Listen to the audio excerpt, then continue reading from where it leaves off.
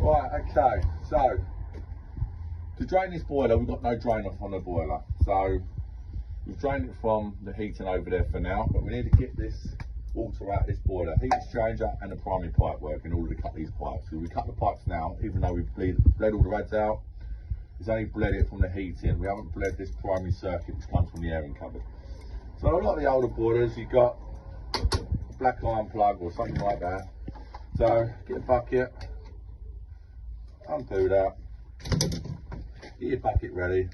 It's already started dripping now. Sometimes it can be a little bit clogged up.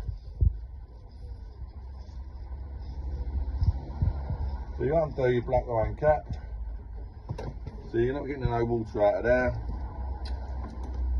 So it's a little bit clogged up. Get your driver in there. And there you go.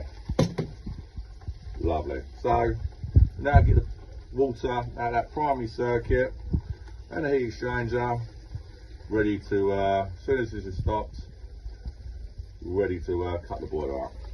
Lovely.